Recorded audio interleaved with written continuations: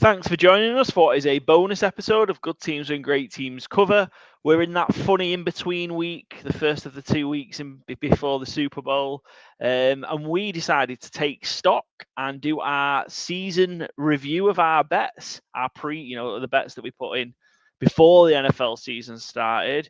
So this is probably going to make us cry, I think. So it's myself, Byron, and Joe, as always. Gentlemen, are you ready for a little bit of reflection on our season bets? Yeah, you can only get better by reviewing what you've done, right? So, I think it's a very important episode for us mhm. as NFL betters, NFL gamblers.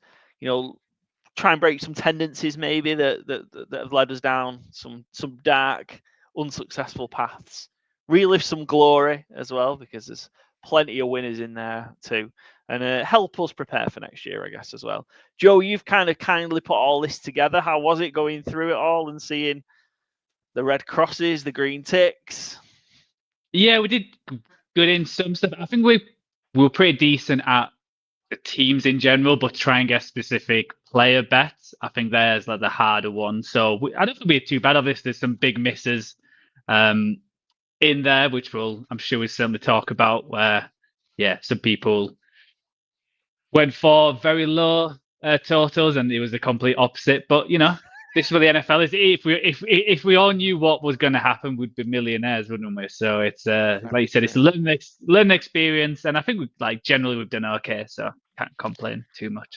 It's a bit of a shot at you there, Byron. Like the totals were nowhere near, and I mean, you I get a didn't bit of a think it was a drive shot at by. me, but I'm starting to think it is now. Excellent, good stuff. Right, should we just get into it then? So, should we start with our? I think that you've kindly split the bet outs into great categories, Joe. So we've got our over under, so win totals, bets, and to make or to not make the playoffs. So we'll start there. Joe, let's go because we always start with me on these things. Well, Joe, should we start with you, or have you got a particular order you want to do it in? No, go with that. I actually did really well in this over under. Not gonna lie, 10 Oh, and you 2, didn't, yeah. so 83%. And the only two that let me down were the Colts. Yeah, So you I had were the big on the Colts. Colts, weren't you, Yeah, preseason? I had the Colts over 8.5 and making the playoff. Just because the year before they were basically one throw away, and I expected them to make that step. Obviously going with Anthony Richardson this time instead of Flacco. I just felt that not Flacco instead of Gardner Flacco. Minshew on it. Gardner Minshew, last year, Yeah. but with Flacco, and I just thought they would just take a step. Anthony Richardson would be slightly better. Obviously, he was projecting the 4 games he did play. The year before, I expected, but they did actually get 8 wins, so I was literally 1 game Right off. on the line, So, yeah. and they were even though they weren't in playoff contention, they were still 2 or 3 weeks out. You thought if they just win the game, and they had a disaster game against was it the Panth? No, the Titans? it was one of them teams, wasn't it? Because they needed to win, and they had the Jonathan Taylor fumble that didn't. That was That was against the Denver Broncos, yeah. Yeah, and they also they'd have lost to gone the on and won Giants. that game at that. They'd have gone on and won that game at that point as well. At that point, Yeah, in the game, exactly. they'd have gone 2 scores up, and you think they'd beat the Broncos. Of course, they got beat by the Giants in Week 17, didn't they? Yeah, and I think obviously that didn't matter, but if they'd won that game, then that would have been, if they had won and the Broncos lost, they would have been the ones in instead of the other team. So disappointing for the Colts. I think I was slightly correct. I expected I think why I went through as well, the Texans, I didn't know if they could keep. I thought they were going to be good and be, they could be biased. I was a bit not quite sure, and the Colts could challenge them. So yeah, the Colts let me down, but yeah, I managed to hit all the other ones. I think my thing at the start of the season is usually bad teams stay bad teams until they make massive changes, and that worked out with the Jets under 9.5, and the Bears under 9.5, and the Browns not making the playoffs along with the Jets. I just felt they just didn't make the changes. Teams don't. I feel like them kind of teams have to make massive, which they have this year in order to improve. So I'm curious where them teams will be going forward. I think the one I expected the Panthers to be in a similar position. Even though I hit the under 5.5, that was a lot closer. And they're a team where they probably performed better than I expected, but I still managed to win the bet. So can't complain. And then the rest were over 11.5 for the Chiefs, which hit comfortably. I just expect them to be a power similar to the Bills. I had over 9.5, which is nuts. That was the line, 9.5 for the Bills. I had the Seahawks and the Rams to be on there over. Again, I expected the teams to be slightly better in the NFC West to be more competitive with the conference, but both still hit. And finally, I had your Dallas Cowboys under 10.5, which managed to hit. I expected them to be better than they were, challenge for the playoffs. I think I had them in the playoffs in our playoff bets, but under the 10.5, just with all the players that lost, some of the injuries, and obviously with that going down, and that it more or less helped that bet. So I was pretty happy with all of that. I don't know if you guys have got any comments on them ones which you were impressed with or you were surprised at. Which one was your bet? Which one do you think was the best call out of them? So obviously you got 10-2, so a lot of good decisions. But some like the Chiefs, the Bills, I think a lot of people. I had some of those as well. But which one was kind of like your best call? Do you think? I think the Bears. I didn't think the Bears would be good last year, and when all that hype with Fields, and I didn't expect him to be that good this year, mainly because I just didn't like the coach. I know he coached the defense pretty well ending last year, and people expected that to continue. Defense is so up and down, and things can change. And I think offense is the one was stable, and even getting Caleb Williams in, they just looking back at it now, we're always saying, "Oh, this is the best position a rookie QB has ever been in." But I think we were giving too much stock to the wide receivers and the weapons rather than that offensive line. I don't think we really took that into account how bad that offensive line was and is, and that's a huge challenge for Ben Johnson going forward into the next year. It's really that offensive line, because if they get that sorted, then you can build upon that. If you just look at the Lions, for example, Amon-Ra Brown is a superstar now, but when he probably first got there, he wasn't. And you can make superstars with having that kind of offensive line. And as Harbaugh says, offensive linemen can be weapons. And I think that was the biggest shout for me, just because everyone had the Bears challenging to win that division and doing similar to like what the Commanders did, having a rookie QB who could challenge the conference. And it turned out the Bears stank after a really good start as well, which was, I didn't expect it to hit after the first.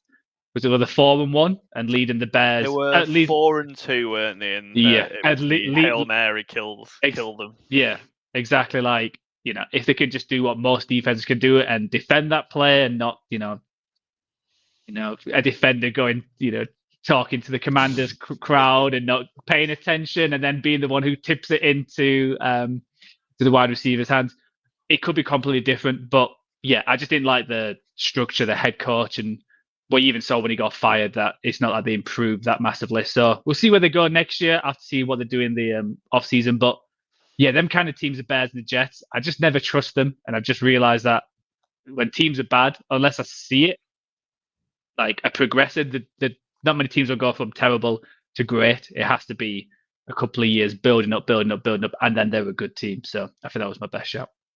Nice, good work, Joe. 10-2 on those over under and to make or not make the playoff bet. So that was the best performance out of the three of us. We all had winning records on here and comfortably winning records. Byron, I think you went 7-4 with yours. Do you want to talk us through a few of yours, the standouts, and there's definitely one dumb one there for sure. No, there's two dumb ones there for sure. No, I think there's one. I don't know. I was joking before about what Joe was referencing, because the Vikings, I don't think anybody could have seen that. And the Bills no playoffs was the dumb one, I think. Nah, I think the Vikings have the worst record and the Bills are both pretty bad. The Bill, I mean, to be fair, it was much more a belief in the Jets finally being competent with Aaron Rodgers being back and what was a great defense previously, and a belief that the Dolphins would be competent enough to challenge for the division. And to be fair, like a lot of questions about the Bills' skill positions. James Cook had shown glimpses, and that's really about it. But he hadn't shown that he was really a workhorse back. No Stephon Diggs. They didn't strengthen that anywhere. The only addition was Amari Cooper mid-season, and he didn't make a dent. Like, looking at it, I think the biggest improvement was the O-line, which I'm not sure we could have really seen coming. And Josh Allen played incredibly clean football this year. I think we talked about this a few weeks ago. It's cleanest football by a quarterback period this season. In 25 years of it being tracked by whomever it was. So yeah, it wasn't that I thought the Bills were terrible. I think I had them for like 9 wins. It's just I had them missing out on the playoffs because the AFC is super competitive, and I thought the Jets were going to win the division. So it's more that I think probably more off on the Jets and off on the Bills maybe, but it's obviously a really bad call when they get to the AFC Championship game, and when you pick the Vikings to go under 6.5 wins, and I'm pretty sure one of my bets was them to have the first pick or the worst record in football, however that's going to be defined, and they end up as well not the number 2 seed, but the number 2 record in the NFC. I mean, I feel kind of justified for the way the season ended. Sam Darnold ended up caking his pants, as I thought he would do with the entire season. But Kevin O'Connell's just a magician, and he shouldn't be wrote off, even if he has me at quarterback, I feel, at this point. So I certainly won't be doing that again. Lesson learned. I also missed on the Broncos under 5.5. I mean, realistic, that's just too low of a number to go on an under. That's maybe a little bit of I don't like Sean Payton, so I'm just sticking with it. I also didn't like Bo Nix. Looking back on that as well, looking back on that 5.5, given how strong might be the wrong word, but how much better they were the back end of last season, of the previous season, does feel like, looking back on it now, a real disrespectful number that was the line. Yeah. I mean, to be fair, again, though, I don't even set the line. I know I took the under, but like realistically, they won 8 games in 2023. So in theory, it should have been a higher number, but I wasn't the only person who doubted Bo Nix. I was with you. And again, I don't mean on this podcast, period. He wasn't projected to be a first-round pick, and he vastly outperformed his stock. Sean Payton got a competent offense out of. I mean, that is a ragtag bunch. Cortland Sutton has had a good NFL career, fair enough. I'm not sure he's what you'd want as a wide receiver 1 in most offenses, probably more of a 1B. And then after that, I mean, your wide receiver 2 is Devon Vele, Marvin Mims. Lucas Krull is a tight end, I believe, and Adam Troutman. None of the running backs had a good season. The O-line obviously is a really good unit, and defensively they played really well. So, they got to 10 wins. You're going to look silly when you take an under 5.5 and they get double digits. Ultimately, that is as it is. Again, I probably wouldn't be taking under 5.5 on a Sean Payton team again, because fair enough, he's proved me wrong there. The one I don't feel dumb at all for my one miss is yes on the playoffs for the Seahawks. They got 10 wins. That gets you in the playoffs very often in the new Super Wildcard format. I remember on our NFC West preview talking up the Seahawks and the Rams. They're over 7.5 on the Seahawks, over 8.5 on the Rams has been essentially 2 of the most disrespectful lines on the entire slate. I mean, Kevin O'Connell and Sean Payton might have wanted to hold their own hands up there and say, well, hello, what about us? But I felt those lines were crazy. And again, they both got double-digit wins. So I felt that was a good call. The Titans, I was forever confused by what they were trying to do going into the season. They added a couple of veterans, but it was a year of basically, is Will Levis the quarterback of the future, it felt like. And I mean, they got their answer in that sense, but it's kind of confusing to, go and pay Calvin Ridley all that money, the trade for Ladarius Sneed. But a lot of the overall issues were still there. A lot of thing was, can old man Callahan make the O-line a dominant unit? And whatever, I mean, it didn't become dominant clearly, but their special teams shot them in the foot every single week. They ended up with the first pick in the draft. So I'm pleased with the under there. Obviously hit on the Lions over 10.5. Again, like Joe said on the Chiefs, I just thought they'd be a powerhouse and, ended up with the number 1 seed in the NFC. And then, no on the Dallas Cowboy playoffs. I thought they'd be a stinker of a team this year, and they were. You were right, yeah. Yeah, I think I'd say that's probably your best one. There, Cowboys no playoffs, which I think we were both concerned, shared our concerns in the run up to the season that it could be a season. I don't think it would be quite as disastrous as that, but I thought it was going to be pretty bad just where that. So I think at plus 170 as well, real good value. Nearly 2-1 for that. Good work. And 7-4 for those bets. So well done. Cheers. I'll finish off. I guess I went 8-4, so similar to you, Byron. 7-4, 8. I went 8-4. I suppose in terms of bad takes, I was in Aaron Rodgers' hole. I was in the I was all over the Jets. I was expecting a big bounce back from Rodgers off his injury, and I thought the Jets would be good. And that played out in the very early weeks of the season that was not the case, and they sucked. So yeah, big there, and maybe some. Obviously, I was big on Rodgers for the potential awards as well. So yeah, I drank the Kool-Aid or the ayahuasca or whatever. And yeah, that did leave me feeling sick. So yeah, Jets over 10.5 is probably by far and away my worst one. And then I probably was a little bit disrespectful to the Seahawks and the Bucks as well. I took under their 7.5 lines. I did think the Bucks would struggle. I thought we'd maybe see Baker. He's previously been good year, bad year, good year, bad year. Especially with Dave Canales going as well. So I thought they might have just had a year of struggle, but they didn't. They weathered storms as well. The injuries to Chris Godwin, Mike Evans, but did nothing to win the NFC South for a fourth consecutive year. And yeah, so bad on me for disrespecting the Bucks, and similar to the Seahawks as well. I think probably my best ones of those were I just didn't buy into the Falcons. Falcons were the hot again. They were another of the. Certainly in the NFC, maybe them and the Bears were the ones that talked about taking 2 steps forward. Kirk Cousins didn't work out, and even though they had the 2 wins over the Bucks, they couldn't shut the door and win the NFC South. So I had them under 9.5, and they finished 8 and 9, didn't they? So they didn't even have a winning record. So yeah, so I had them obviously the under 9.5, and also no playoffs. So no playoffs at plus 165. I liked, and probably my other good shout as well. I took an extra game on the Rams. So you two took the line at over 8.5. I shifted it to get the bit of better value. So at plus 160, I took the Rams over 9.5. Thought the Rams would be good again. They had difficulties early on, but were strong down the stretch, similar to 2023. And yeah, they finished with 10 wins in the end because they rested people, didn't they? Week 18, having already secured the division. So yeah, just got that, but yeah, plus 160. And yeah, other ones have been, were, I suppose, you'd say pretty sensible. So Ravens over 10.5, Bills over 9.5. That line was ridiculous, wasn't it? And I probably should have pumped that up to 10, 11. Same with the Lions as well. Lions was over 10.5, Chiefs over 11.5, and the Browns under 8.5 as well.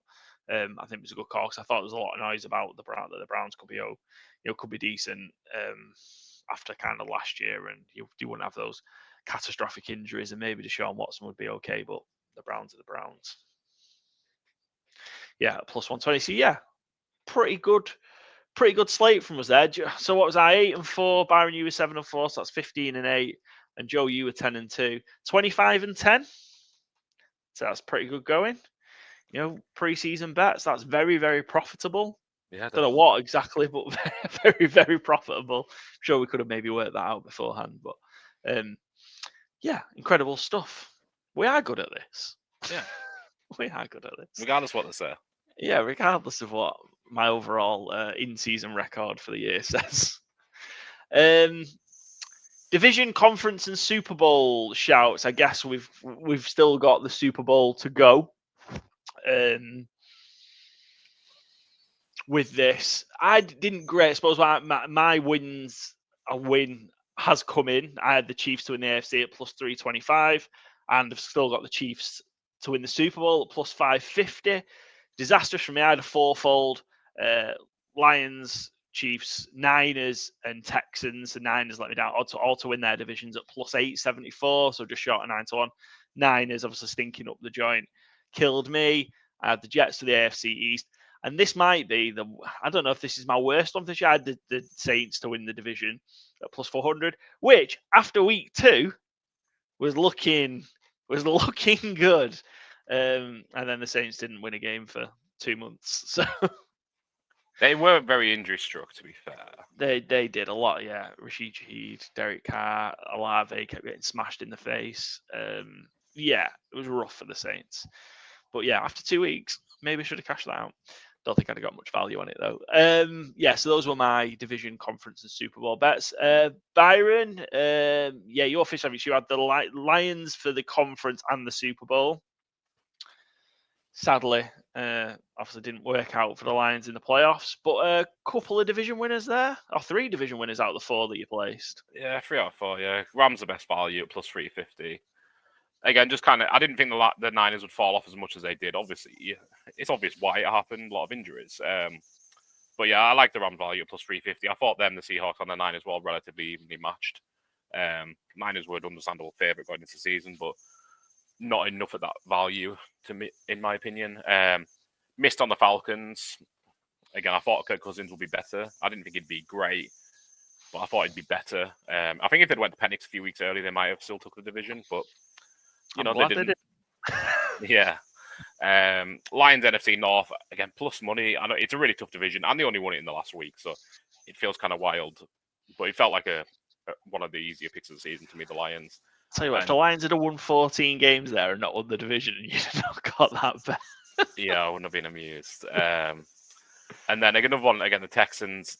Not even. I was high on the Texans, I will say, and they did win the division, but it was more like the other 3 teams. I just don't think they're competitive. The Colts, Jags, Titans, just don't really know what any of them are doing. And yeah, it just got too much for the Lions with the injuries. I'd love to have seen them at full strength in the playoffs, but that isn't how the NFL works. So yeah, I missed out on the conference, missed out on the Super Bowl. But in my heart, they were injured, so that's why that happened.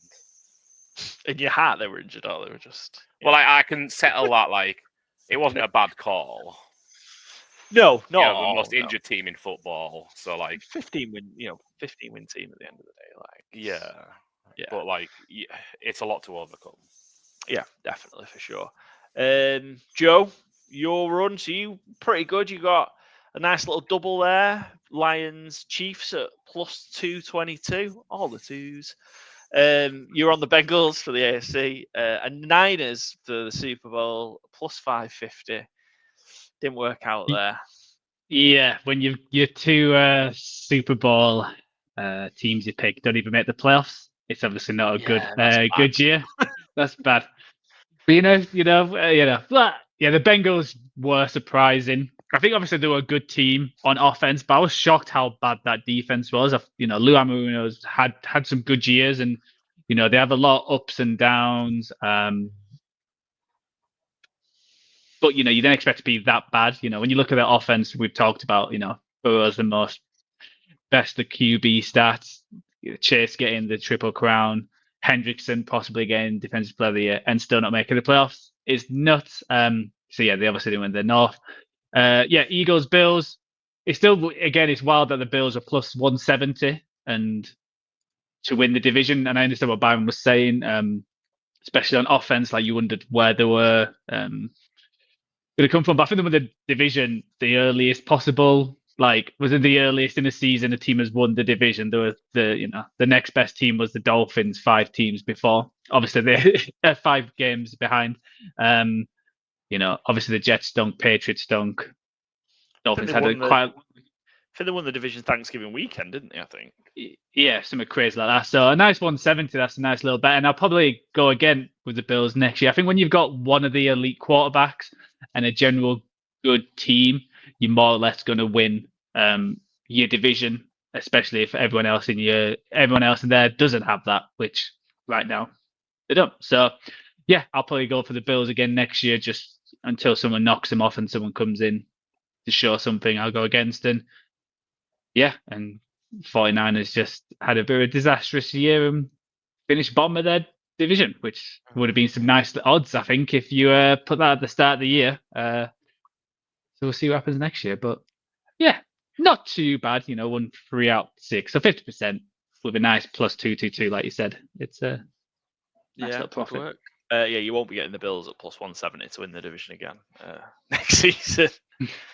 Guarantee that, yeah. Excellent, good stuff. Moving on to our, I suppose, this is the players and team one, so a mix of individual player season props and team ones as well. I'll take off mine because I only had a couple. And Byron, that right hand side of the screen is an absolute massacre.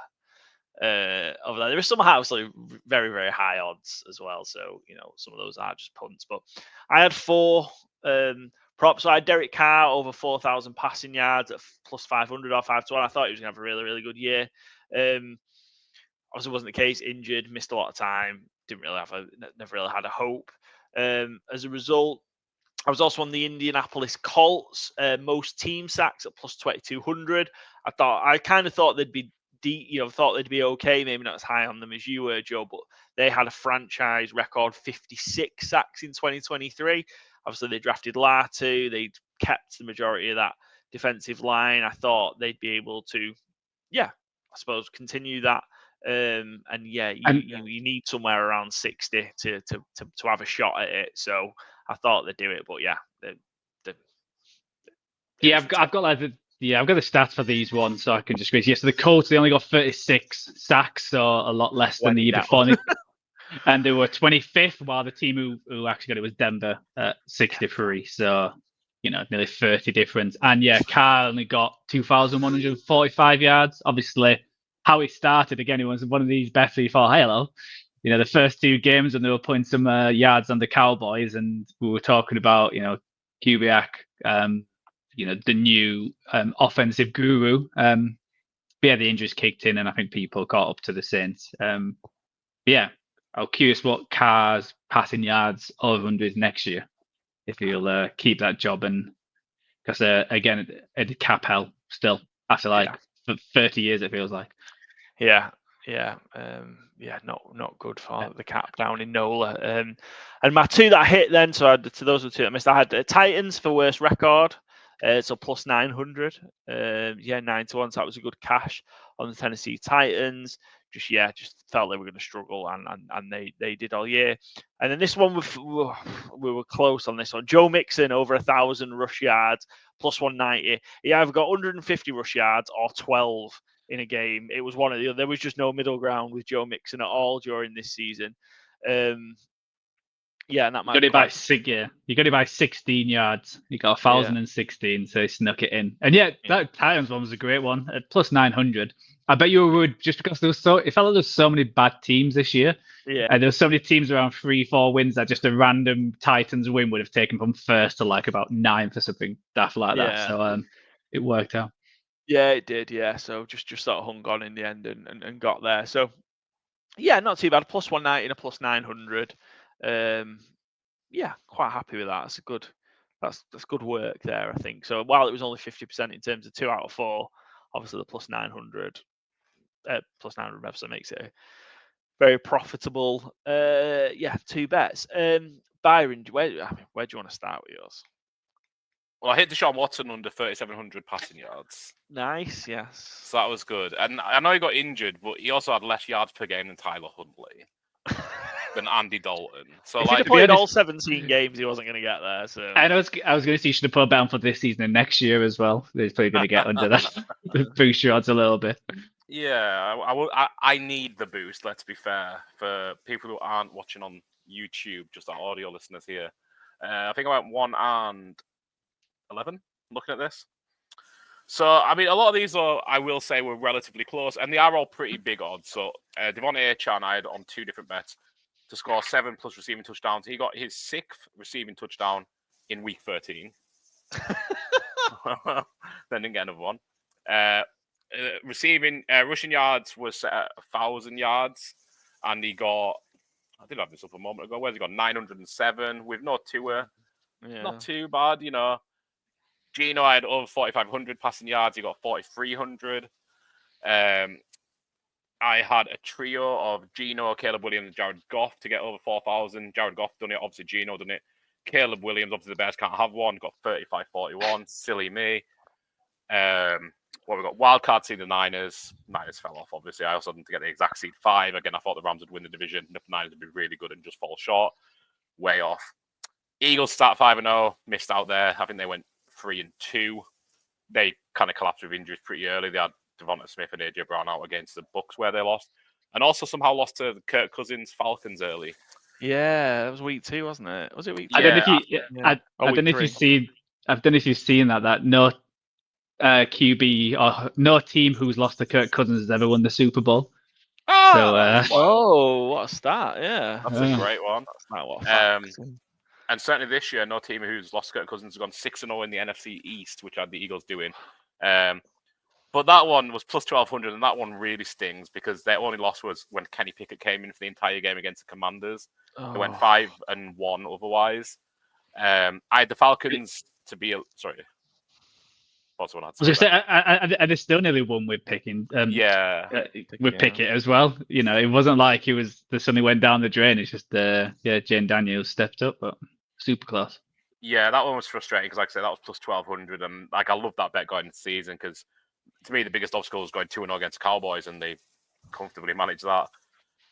Falcons to be eliminated in the wild card round plus 200 again. Just thought they'd sneak in and get smashed by the first good team they played. Not quite. They got smashed by plenty of bad teams as well throughout the season, which is why they didn't get in. Most team sacks, I had the Texans at plus 1,700, and they ended up finishing 4th. 14 behind the Broncos, so not terrible, but not a winner, crucially. We don't do each ways on these.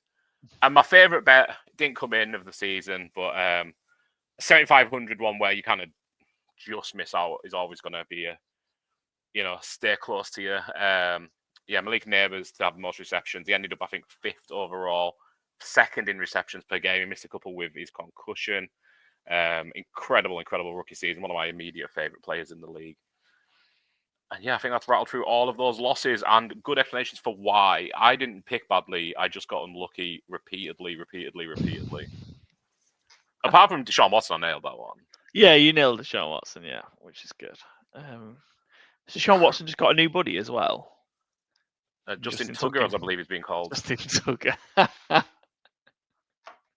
Dirty little fucker. Let's explain why he was missing all the field goals this year. All his kicks. Mm-hmm. Anyway, Joe, we'll deal with Justin Tucker next week. Joe, do you want to talk us through yours? Oh, I didn't think it was going to be worse than Byron's, but my God, it is. Yeah, I'm going to go along with Byron. I was just unlucky and not wrong. So I didn't hit any of my players. I was close to a few of them. So I Goff most passing yards at plus 900. He was 2nd behind Joe Burrows. But he was like nearly 300 yards difference. So, but still 2nd. I had Amon St. Brown, most receiving yards. He was 5th, but way behind Jamar Chase, who I think was the favourite coming into the year. So, yeah, I was expecting big from the Lions, who, if you're in the top 5, you've done well, but not quite hitting it. I had Mahomes over 33.5 passing TDs. I expected that offense to be a lot more explosive than what it is. I don't know if anyone thought it was going to be this sluggish. I know they've still made the Super Bowl because it's the Chiefs, but during the year they just couldn't score more than 30, and it just didn't feel like they got going. Obviously, the injury to Hollywood Brown didn't help. And then but Rice, still, after 4 weeks, that made that I think was massive for that Chiefs offense. And of course, they still found ways to win. But I think maybe you brought Hollywood Brown in for a reason, stretch the field, didn't you? And then be able to take advantage of it underneath as well. And losing those 2 wide receivers was a killer. Yeah, and I had the Chiefs score the most. Yeah, I had Chiefs score the most points, well, like doubling up, and obviously that didn't happen. It was the Lions at 5-6-4. So I just went the wrong way around with the players and the teams. I had Sam Darnold most interceptions. So last year I managed to hit Sam Howell with the most interceptions, and I went for something similar where it was a backup QB elevated to starting QB. I wasn't expecting Darnold to play this well. Like we said, I don't think anyone was. I think he wasn't even slated to start this year. So the fact that he's performed how he did, he still finished 6th with 12 interceptions. He was behind Kirk Cousins and Baker with 16. So just a couple off.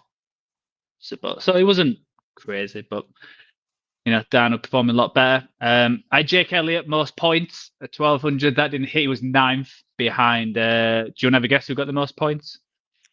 Boswell. Correct, with Boswell, who got 158. I had similar one to Byron, where I had 3 players over 4,000 yards, and so I had Purdy, Stafford, and Love, and none of them hit over 4,000 yards. So it would be better to go under, which I think I may have probably got better odds to go all of them to be under 4,000 yards.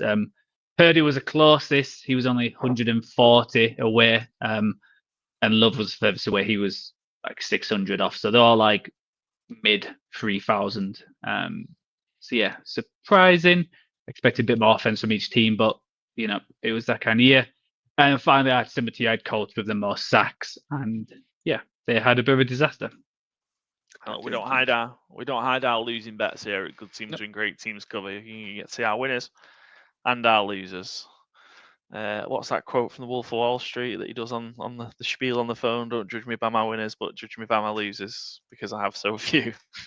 Not in this case, Joe.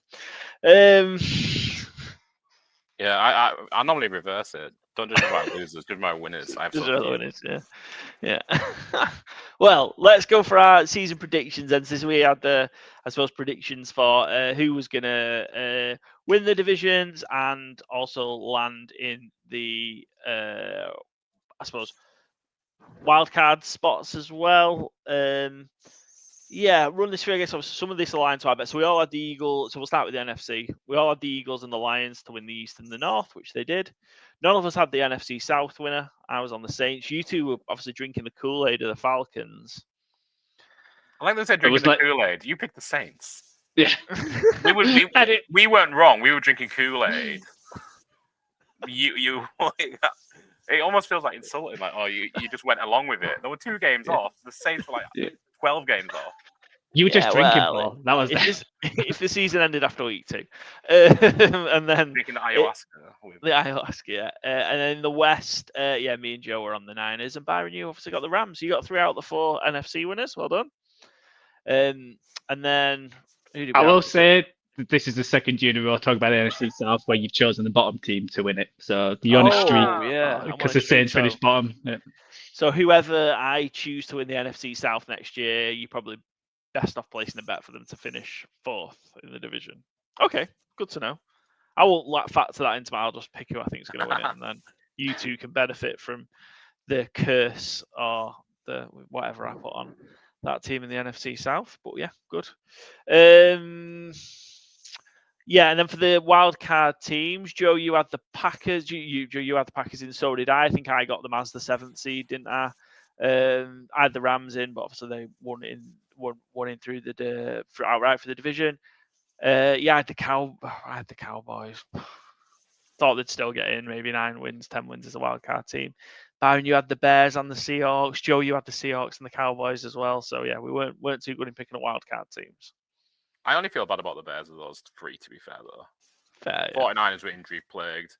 Seahawks 10 wins. 10 wins, yeah. Bears atrocious pick. Well, that's cool. Yeah, I was about to say, and for the ATS, because I did some stats with that, where Byron, you chose the Bears to cover the against spread 15 out of 17 weeks. Jesus, I don't remember asking. No one asked for this information. And you went 7-7-1, so 50%, but still, you were loving the Bears last year. Coach. Yeah. Never mind Thomas Brown. I should have been the interim. I knew how to get the best out of the lads. It's funny that poor fella had 2 quick promotions and then a massive demotion for it. I can't remember where he's gone, but he's got like a real shitty job somewhere now. Yeah.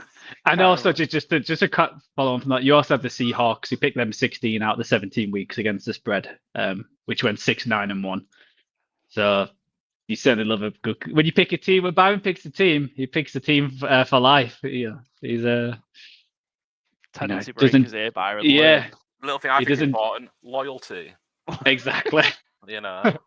Never gonna see me turn my back on Gino or Italian beef sandwiches. Fair. Can't think of a Chicago player I like, so I'll just go with the food. Excellent choice. Yes, that was our run on the NFC.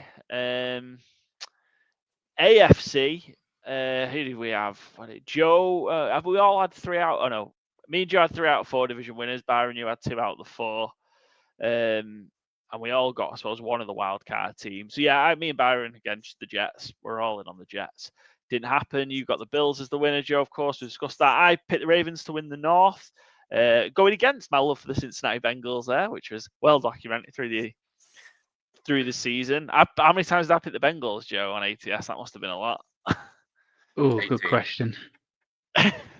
only 12 times. 12 out of 17. Oh, that's not bad. 12 out of 17. And you went 9-3. Oh wow, well done. Yeah, compared to the Steelers, you went 15 times. So Yeah. Steelers were your team in the Steelers AFC and my North. team, yeah. What was the Steelers Yeah. record? Actually, pretty well. 9-6. So not too bad. When Paul picks something, he does it right. That's how you should be doing it. Yeah. Well, he also came last. He also came last in the ATS. So you know, I don't... Not through That's- lack of loyalty though. I That's somehow probably have a like 10 20 team. I have a 10 winning team, and somehow I haven't gone 6 and 9. Yeah. I mean, that was probably about 20% of my entire wins on the ATS competition, just in the Steelers and the Bengals.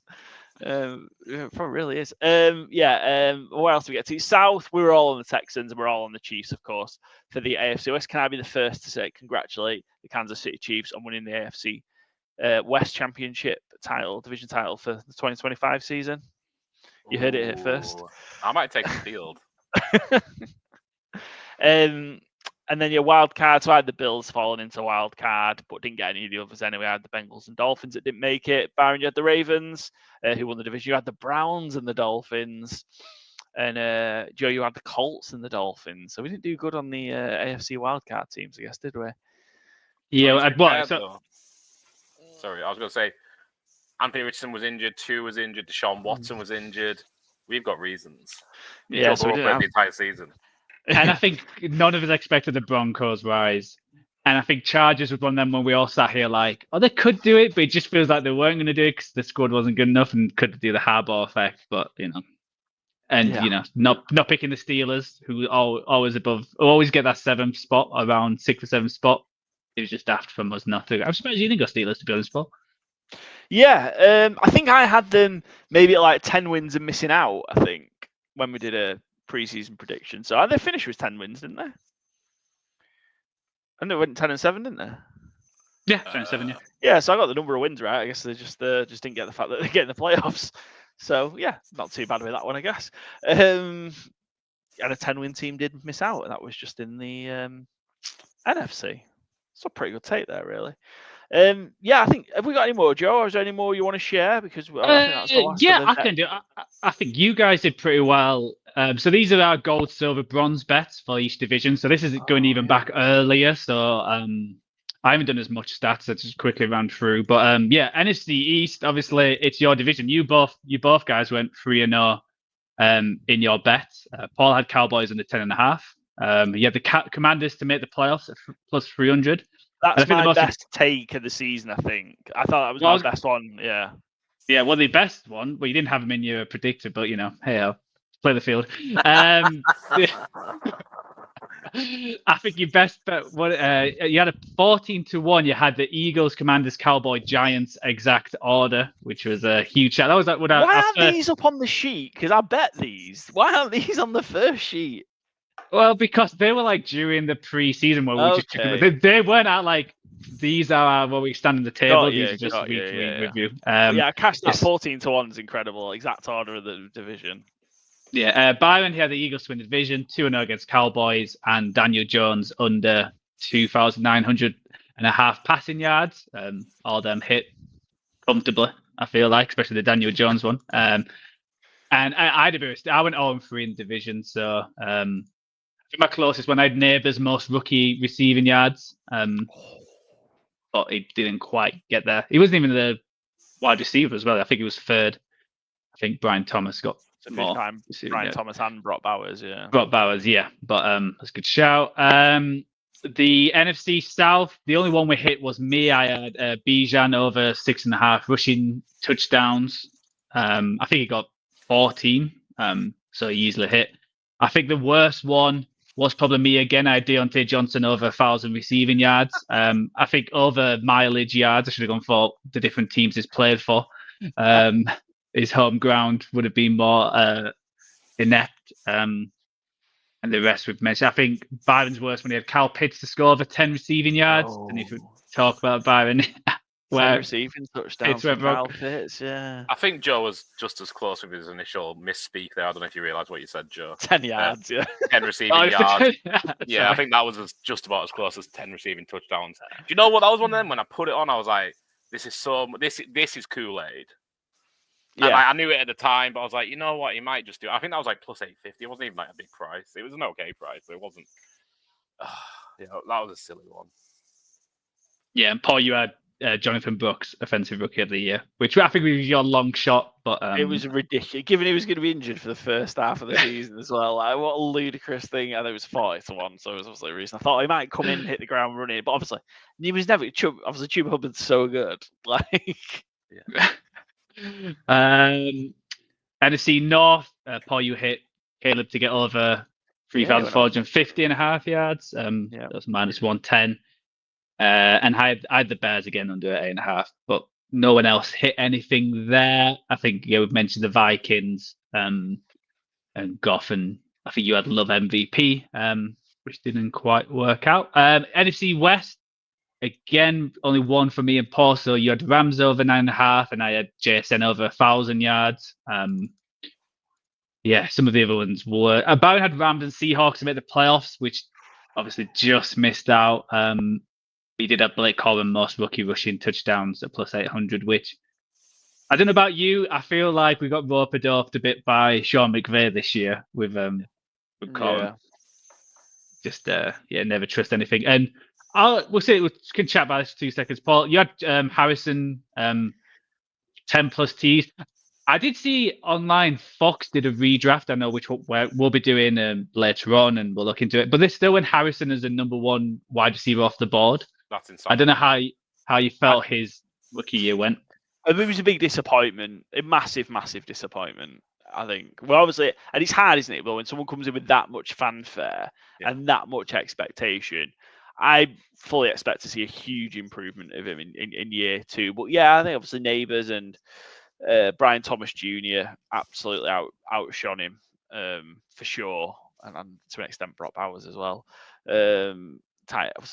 Being tight end, but big disappointment. The Cardinals looked. There were a couple of games where you thought, they look really, really good. It was a struggle for them. Kyler wasn't. Kyler was real inconsistent. I'm curious if he went to a different team, so I'm gonna do a redraft. If he would have had a big year being on a different team, maybe not the Giants. I don't think he would have suited that, but maybe not even the Raiders, but someone like the Jags when you've still got a big arm quarterback. I don't know. It just didn't seem like him and Murray ever connected. And I still think he's going to have a good career, but he was coming into the year. He was going to be like the next, Jamar Chase, that kind of rookie year, and it just hasn't worked out. Bit of a tougher question, I guess, because I think if we were redrafting today, and we are going to get to our show, I would certainly have Thomas and Neighbours ahead of him right now. What about Lad McConkey, where we just slot him 3 or 4? I would still take Harrison Jr. just the upside. I think there is wide receivers who have improved. It's usually the second year where you see that massive jump. I think if he makes a big jump, I think he can have a bigger impact. I think he could probably go 4th. Again, at Dunsey, I'm not quite sure where he's going to end up. Is he going to improve when they've got a better offensive line and actually Ben Johnson running a good offensive scheme? I think Harrison's got a higher ceiling but a lower floor, so it's just how you want to draft that kind of, like, what is your strategy? Do you want to go for the risk or safe pick? I think I would take Harrison above as well. I think it's interesting. Like you say, though, it's kind of safe or... That was a rocket ship. Yeah. That was not a Roman salute.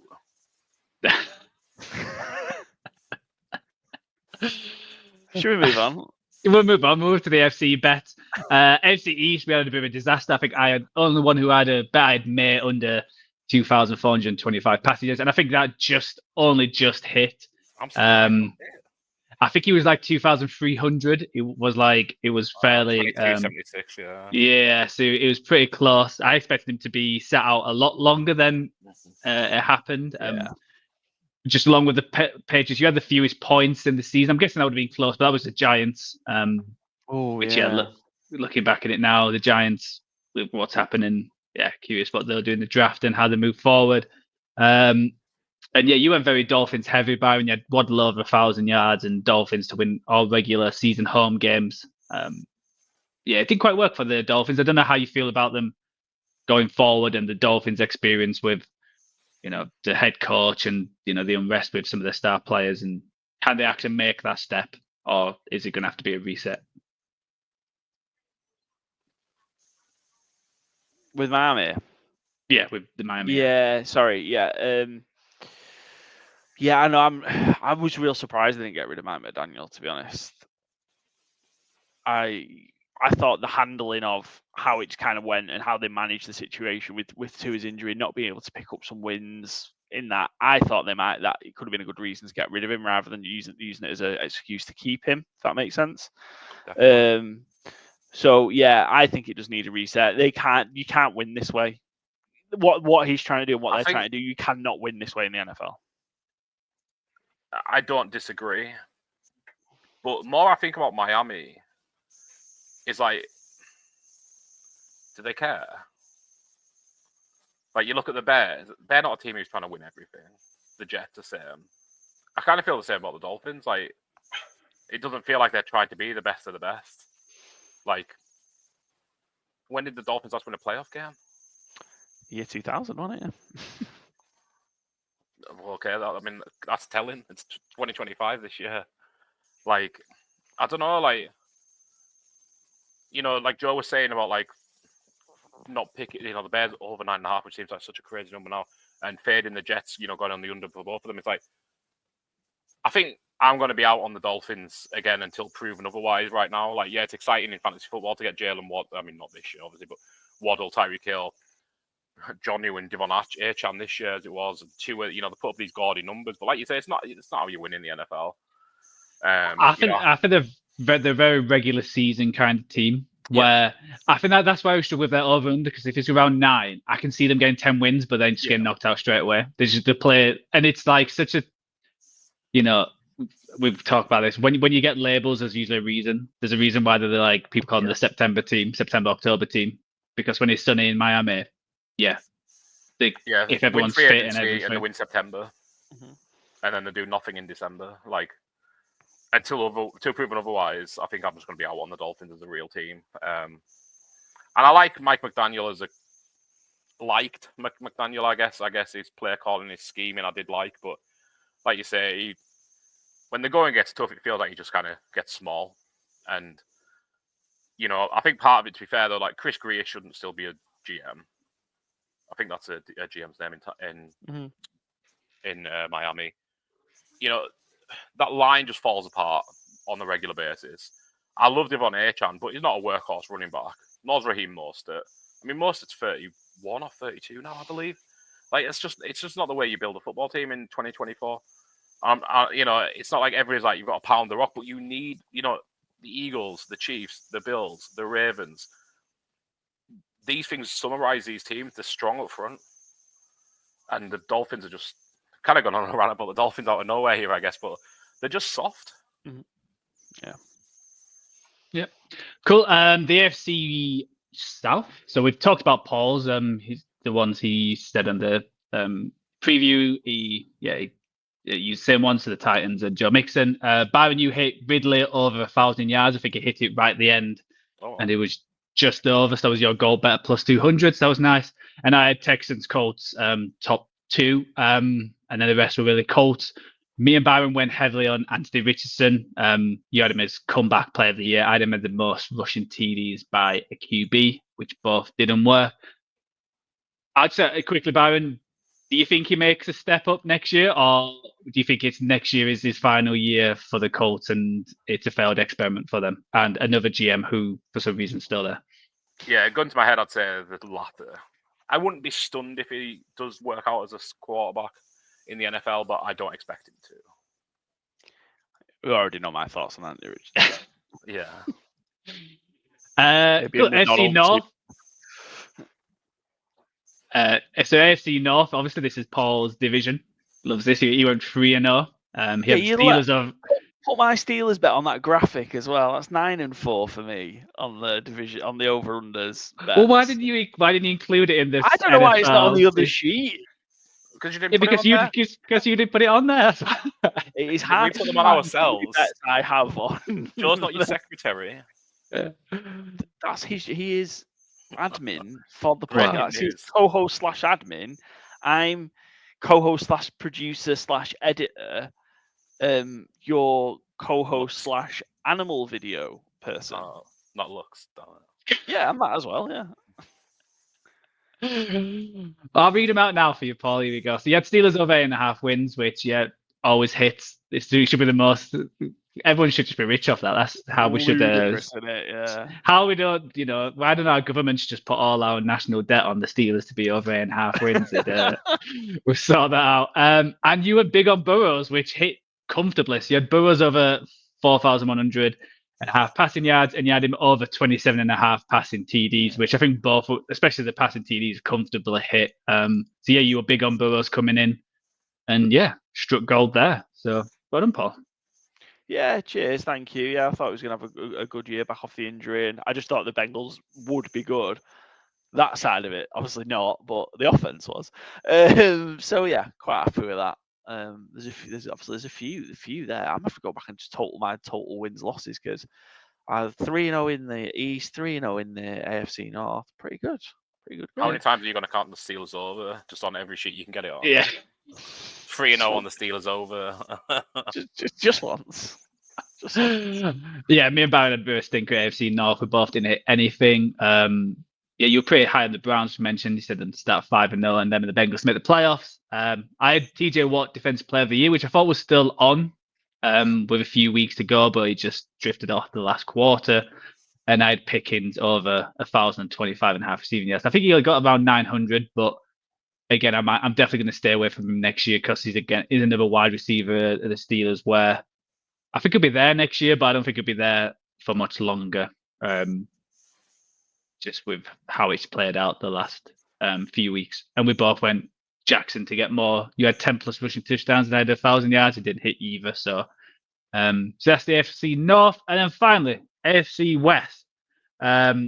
Yeah, the three we did hit. So Paul, you got one, and Baron, you got two, and it was all about the Chiefs. So you had them with the AFC conference. Baron had them over 4.5 division wins, and them to start 5-0, which I know we had throughout the year. But that was a great plus 550 bet. And yeah, the ones we didn't hit. So which some of the bad ones. Yeah, I mentioned mine. I had Raiders more sacks, which didn't have a great year. Byron had the Broncos' fewest regular season wins, which not true. And Paul, you had Max Crosby Defensive Player of the Year, and you had Chargers, Broncos, and Raiders not to make the playoffs, which obviously 2 out of the 3 did. 2 out of the 3 did, yeah. All of the Raiders, the ever defendable Raiders, would have helped you on that bet. So yes, that's all. That was all our preview gold, silver, bronze preview bets, which we said ages ago. Way into the off season, so we didn't do too bad. I always feel them bets are harder to predict because some of them, like the NFC East one, we probably did was like 12 weeks before the start of the year, something daft like that. Yeah. Well, some of us went 3-0 in those, Joe.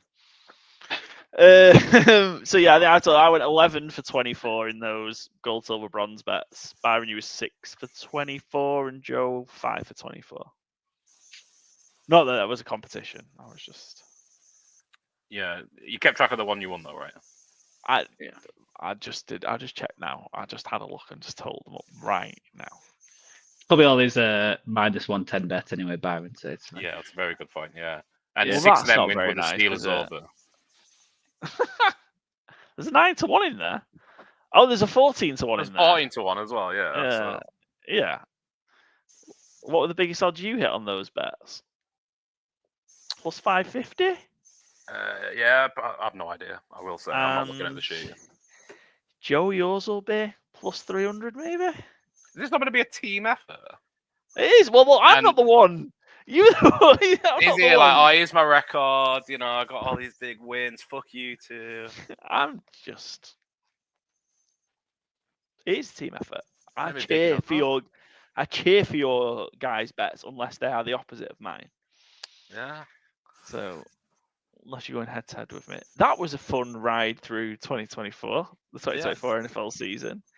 Loads of not taking this, not just from me, others, loads of bets that hit there. I'll maybe find it and do like a full total because that'd be interesting. But from a preseason shouts, mix of short odds, mid odds, long odds, there's definitely plenty of opportunities to win money if you listen to good teams win, great teams cover, for sure. I I can't believe we're at the end. Almost. We've Any- got.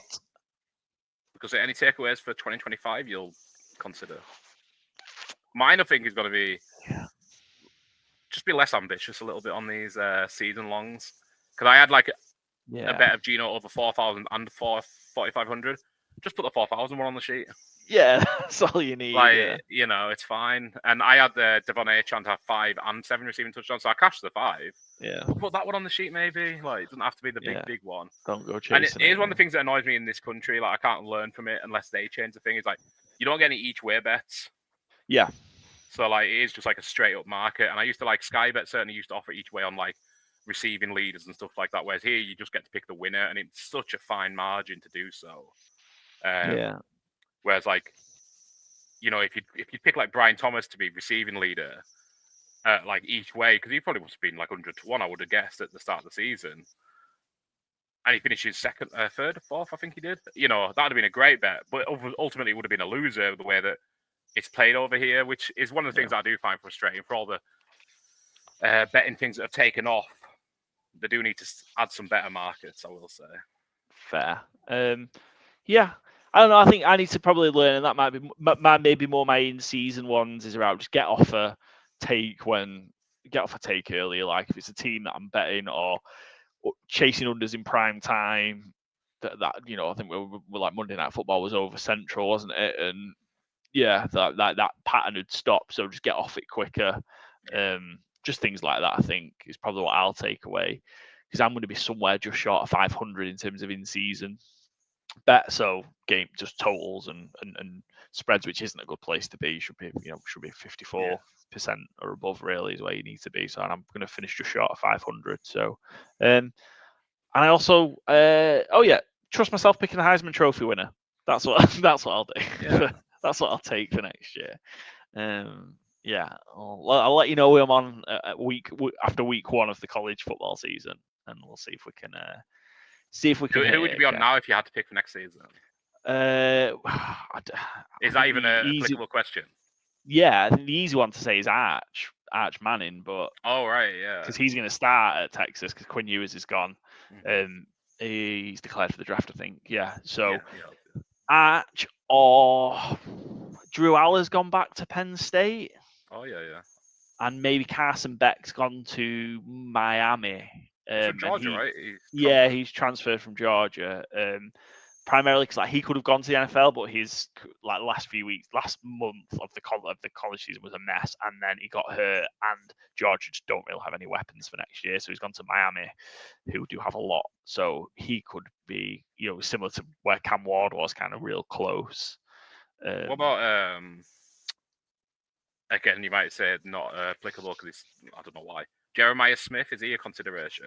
Yeah, definitely. I think he's probably like 12, 14 to 1 or something. Interesting. So yeah, and he was incredible as a freshman. Yeah, I guess maybe Ryan Williams at Alabama, but you just don't know who's going to be. It'd be a much bigger price because I have no idea who's actually going to be Alabama's quarterback because Millen Rowe is coming out. The hand size conversations already started about Jaden Millen Rowe. Yeah. Well, we're getting into draft coverage anyway, right? But yeah, so look, I'll tell you after week 1 of the college football season, I'll let you know who I'm on for Heisman Trophy and who we need to put the propaganda out for, basically, which is how it felt about Travis Hunter at the end of the year, anyway. But that's it for our season bets review. That was fun. Trip down memory lane of the last 20 odd weeks. But we'll be back with our Super Bowl preview. We've got a couple of guests lined up, hopefully. One repping the Eagles, one repping the Chiefs. And we'll break down the big game, the final one, ahead of the matchup in New Orleans. That'll come out Friday before the big game. We'll then have a special live episode on Saturday night before the Super Bowl with Byron completing the Good Teams Win, Great Teams Cover Hot Ones, Hot Wings Challenge. Very much looking forward to that one. Yeah. How are you feeling about that, Byron? Well, like I said, I've been sick the last couple of days, so losing my sense of taste might not be the worst thing in the next 10 days. And just not saying otherwise and just eat the wings like it's no problem. I mentioned when we discussed this, if anyone hasn't seen, I haven't seen all the hot ones by any means. I don't watch an awful lot of them, truthfully, but the Conan O'Brien one is absolutely incredible. And I'd love to be in a position to replicate that. And I think the only way that is possible is if I don't have a sense of taste, otherwise I might die.